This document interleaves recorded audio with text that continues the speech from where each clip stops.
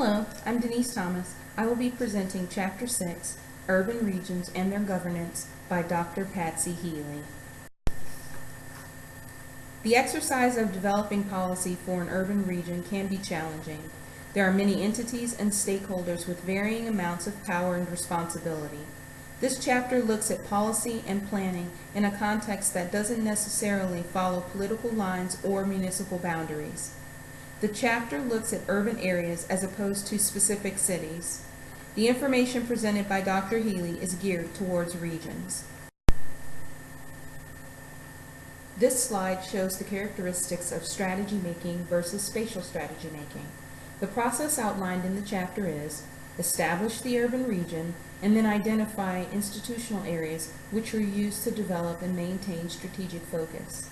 In the U.S., examples of institutional arenas can be your local planning staff, the Texas Department of Transportation, or the U.S. Environmental Protection Agency. The spatial component brings points of view to light which might be overlooked. The urban arena is more than just a location, it is a place. Considering and factoring in the way the inhabitants of the place feel about the place adds a nuance to strategies that straight strategy making can overlook. California is a state located on the west coast of the United States, adjacent to the Pacific Ocean. The state is divided into counties and local governments, such as cities, villages, and towns. But California is more than that. California is the Redwood Forest, Lake Tahoe and the Sierra Nevada Mountains. It's San Francisco and the Golden Gate Bridge.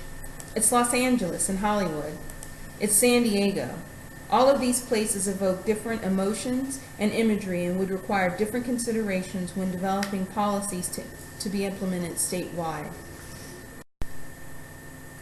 In the mid-20th century, in democratic societies, government was viewed as spheres of authority. The public sector was its own sphere, set apart doing the work in the public interest. The government represented the political entities, and they developed policies with those entities in mind.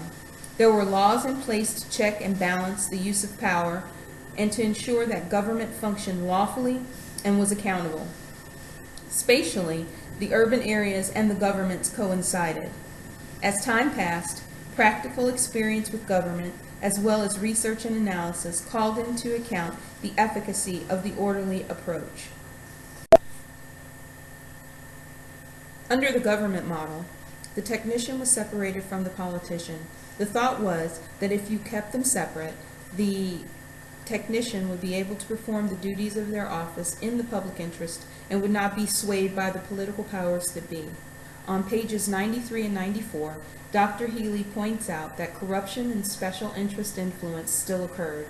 She presents the Netherlands corporatist consensus as the response to the corruption, which was a shift from government to governance.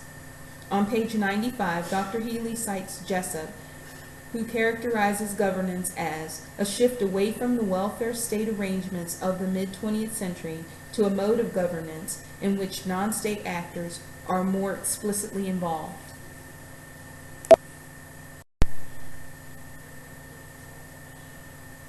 Relationship between structuring forces and individual agency. Relationship between the level of face-to-face social interaction and the deeper processes of routinized practices and cultural norms, and how are power dynamics treated, are criteria which can be used to evaluate urban governance processes.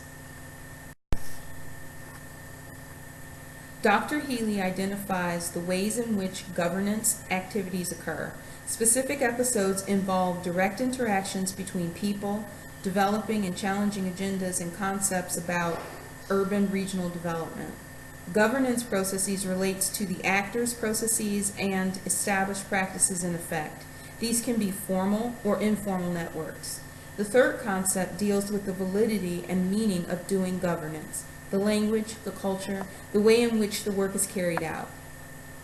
Access to the agenda setters, the ability to influence the conversation, and the ability to have your ideas forwarded in a manner that they will be accepted and perceived legitimate puts you in a powerful position, especially when you are a part of a region and your interests are in competition with others.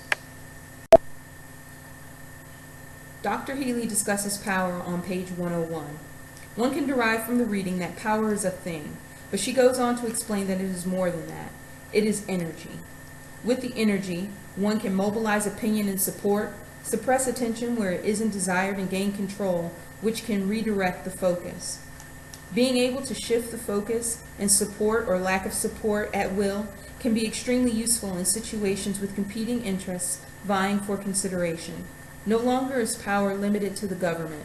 It can now be used by those outside of the government as well. Allen is quoted as thinking of power in a fourfold way as it relates to social relations.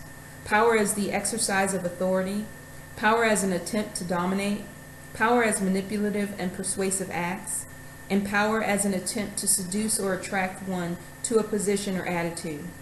Developing spatial strategies for a region with competing interests is a series of negotiations.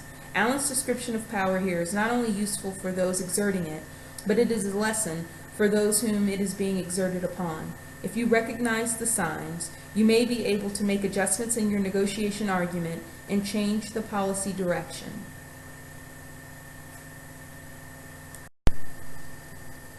The neoliberal agenda focuses on reducing formal government activity and encouraging business and civic organizations to take on more activities previously done by the government. The social democratic agenda is similar, but its focus is on empowering citizens to take part in the political process. Knowing and meaning. This section quotes no less than 6 theorists whose general theme is that identifying and understanding the context is key to strategy making. Policy making involves a range of participants who bring varying degrees of understanding, education, concerns, and values to the table. Dr. Healey, by this section, highlights the importance of agreed upon terms and knowledge in policy making. She points out that in the 20th century, some sought to set objective knowledge apart from the power struggles of the formal political domain. Through the use of science, participants sought to add validity or legitimacy to their policies because their knowledge was supported by scientific outcomes. In this framework, the scientist or technician was placed above the politics. This was later refuted by sociological institutionalists whose position was, one can't discount personal experiences when developing regional policy. The feedback from those in the place mattered as much as the scientist or the technicians or the politicians' views. Dr. Healey speaks of the imagined city on page 105. The exercise of spatial strategy making for an urban region is not simple. The region is undefined, and applying objective measurements is difficult because the region means different things to different people. On page 106, Dr. Healey presents Mintzberg and Bryan's comments, which are, strategic thinking is not the same thing as having a strategy or a plan. Page 107 discusses strategic thinking in detail.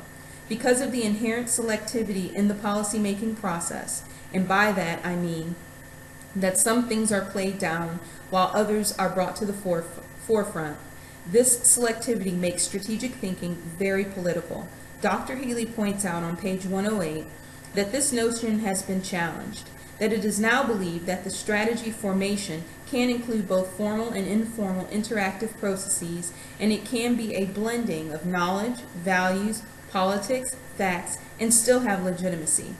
The fact that you have a diverse group giving input is seen as valuable as it adds social context to the strategic planning exercise. Policy analysis and planning in the United States is no longer squarely in the domain of the analysts, urban planners, and engineers. Citizen participation is not new to governments. However, we have moved beyond mere information gathering. Special interest groups, persons with influence, and businesses now have a seat at the table, and they are exercising their influence. Their influence not only affects the outcome of the policy, but it can influence the basic questions Is there a problem? What are we trying to achieve? How do we achieve it? This involvement is present at the inception of the strategy making throughout. We have moved from government to governance. This concludes my presentation. Thank you.